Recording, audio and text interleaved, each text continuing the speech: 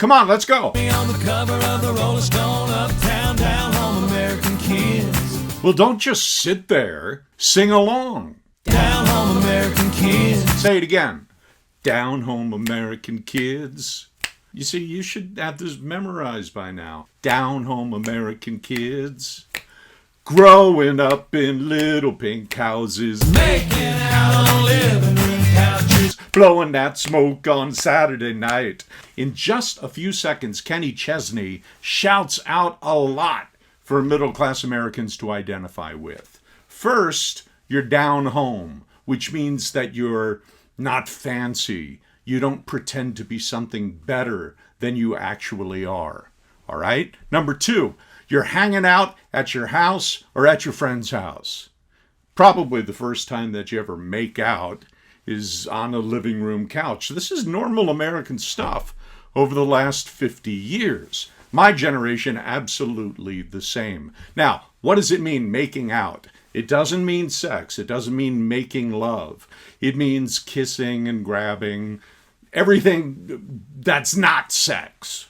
The Little Pink Houses is a line from a rock song from the 1980s called Pink Houses. And although I never learned all the words to the song, it's the chorus that hooked and captured American hearts. Ain't that America for you and me? The artist John Cougar Mellencamp referred to the suburbs of average America, the 1940s and the 1950s, when they were mass-producing houses lined up on the streets, all looking very, very similar. These new homes represented the American dream, but that was many, many years ago. Now, hey, that American dream ain't there anymore. So the song American Kids by Kenny Chesney steals a little bit of good feeling from the famous song in its chorus. And it also includes the phrase, blowing smoke on a Saturday night, which is clearly a reference to smoking marijuana at home at a party on the weekends. In America today, this is common. The average age now at which American kids first try marijuana is 14. Take a look at this headline from The Atlantic. American adults are increasingly getting high all the time. Now, I know what you're thinking. Yeah, but are Americans crazy? And the answer is, yeah, but I mean, Americans don't live in Japan. Asia and the Middle East are the most strict places in the world about this kind of thing. But now, in America, cannabis is decriminalized and allowed for medical use, not just in America, but in several regions of North America, Australia, Europe, South America, and even Africa. But the experience of blowing smoke on a Saturday night is presented in this song as part of absolutely normal, average growing up and having fun in America. The music video to this song does not give us the glimpses, the snapshots of growing up in America that the lyrics provide us with. And I guess, that's just as well, because if they tried to reflect the lyrics more, it would have been a very fragmented video, just photo, and it would have been kind of confusing. But the video does capture a kind of joy of youth, a kind of hippie vibe. You know the word hippie? Hippies were in the 1960s, they wore, long hair and flowers in their hair, and they wear these tie-dye t-shirts, and the video captures that sort of thing. It looks to me like they're in the Southern California desert, and that's a little bit weird because there's nothing California about Kenny Chesney or about this song. Except for Kenny Chesney's cowboy hat, there's no indication that this is a country music song. All country music singers kind of have to wear a cowboy hat to show that they're country. So, that's common, that's traditional. Well, What makes this song country instead of a pop song? There are a few points. Listen up.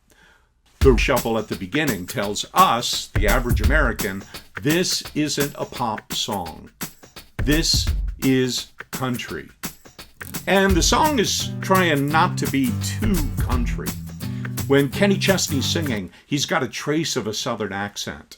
It really only becomes evident about halfway through the song when he sings, Sister's got a boyfriend Daddy doesn't like. That's the way they talk in the South. Boyfriend. Can you say it? Boyfriend Daddy doesn't like. Instead of Daddy doesn't like, it's Daddy doesn't like. So, okay, if you can do that well, then you're a country person, all right? Another thing that makes this song unmistakably Southern is referring to the daughter of the family as sister. You don't hear people up north doing that sort of thing. You know, they don't do that in California either. So there's regional vocabulary for you.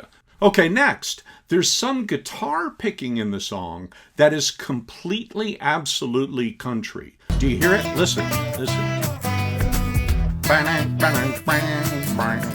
Okay, that is put in there so you know for sure that this is a country song. You wouldn't hear a gentle, bouncy guitar lick like that in a pop song. American Kids mentions the phrase trailer park. So let's take a moment to look at what that means. A trailer, also called a mobile home, is a kind of house that you can literally pick up and take to another location when it's time to move. There are about 9 million trailers in the U.S., making up about 7% of the housing sector. And about 20 million Americans live in trailers. Texas is absolutely number one, according to this interesting 2021 data that I found on trailer distribution in the U.S. There are 108,000 trailers in Texas, housing about 2 million people. And Florida is a very distant second. My guess is Florida is near the top on the list because Florida has been a major place for people to retire to. You know, since the 1950s, people would leave the Northeast when they retire and move south for the mild winters in Florida.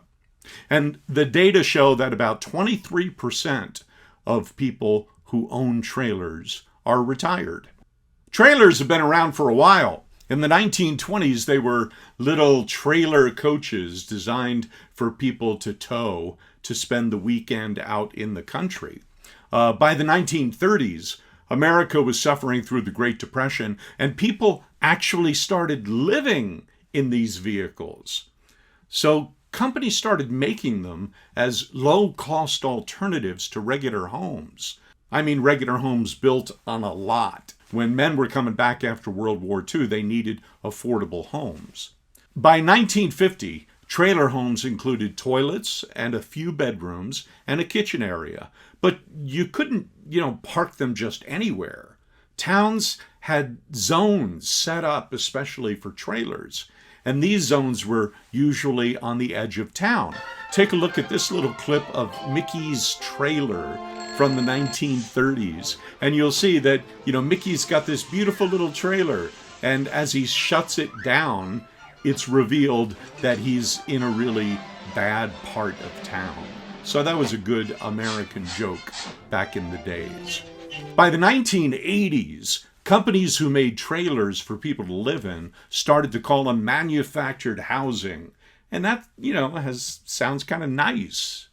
And it needed to be nice because to the average American, the term trailer has a pretty negative image. The image is that if you live in a trailer, you're poor. And if your trailer is in a trailer park, then you're trailer trash. And this term is really a very unfair label Americans use. In reality, the average mobile home resident who's not retired earns an average income in the U.S. So the label trailer trash is used by Americans just so they can look down on people who don't live in homes and apartments like they do. Take a look at this list again of the states that have the highest number of trailers. Now, let's take a real look at the 10 poorest states in the U.S. You can't look at this list and explain it away as, oh, look at these are all poor states. You see, trailer ownership does correlate a little bit here, but you don't see California, you don't see Texas and Florida on this map, do you? They're not poor states. So people say, see, trailers are everywhere. Well, this is where it gets complicated. Of course you're going to see trailers in California, Texas, and Florida, simply because California, Texas, and Florida are the three most populated states in the USA. California and Texas are the richest states. California's got the 5th largest economy in the world, thanks to Hollywood and Google and Facebook and Apple. Texas is number 2 in the United States because of energy and agriculture.